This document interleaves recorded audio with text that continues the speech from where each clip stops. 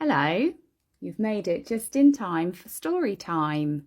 Today we're going to read The Quite Big Rock, written by Alan Grant, illustrated by Shalla Gray, with permission from Curly Tail Books. Is everybody ready? Let's start. Once, a long time ago, quite a big rock sat on top of a very high mountain. One day, a tired seagull who was far from home sat on the rock to rest. "Hi, my name is Samson Seagull." The quite big rock told Samson that he was fed up. "I am tired of being quite big. I want to be huge and very big." "Well," said Samson, "I live at the seaside, and on the beach all the stones are tiny. If you went there, you'd look huge and very big." "What a great idea!" So the quite big rock decided to go and live by the seaside. But he had a problem. Rocks can't move, can they? He heaved and he strained and he tried so hard, but he didn't even budge. That night a thundercloud gathered over the top of the high mountain. "Looks like rain." Lightning flashed, thunder crashed. What a storm! When suddenly a lightning streak flashed down right into the quite big rock. It hit him so hard that pieces broke off and he began to move. "Hurrah! I'm off to the seaside." Slowly at first, then faster and faster, he rolled down the mountainside until with a mighty crash he hit a cliff. More pieces broke off the quite big rock as his journey ended. "Ho-hum," said the rock. "This isn't the seaside. It's nice, but I'm still only quite a big rock. Now, how do I get out of here?" So he strained and he heaved, but he couldn't even budge.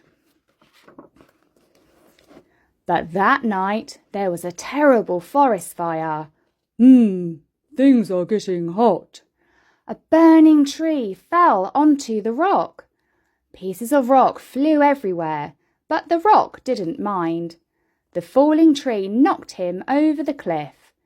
Down he fell, faster and faster. He landed with a terrific thud, and pieces of rock flew off in all directions. He rolled over and over until he came to rest in the middle of a stream. He heaved and strained, but he couldn't budge an inch. Then that night it rained and rained, and the river got fuller and fuller and deeper until the water pushed the rock so hard it started to roll along underwater. "Off to the seaside again." The strong current threw it against the other, bigger rocks, and the quite big rock got smaller and smaller until at last he reached the sea.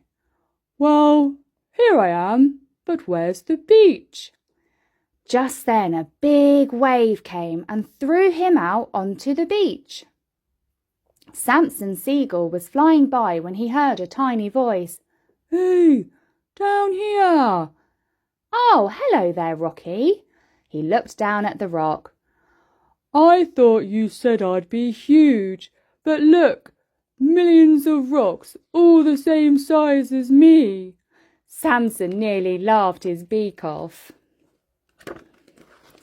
"You were bashed about so much that now you're a tiny grain of sand, and you've got lots of friends." And as Samson flew off, the grains of sand, who were all once quite big rocks, and even very big rocks, sang their seaside song. "Oh, I do like to be beside the seaside. Oh, I do like to be beside the sea. And I'm sure that the sea would tell you if it could that it likes to be beside me." The end. Hope you enjoyed our story today. See you next time.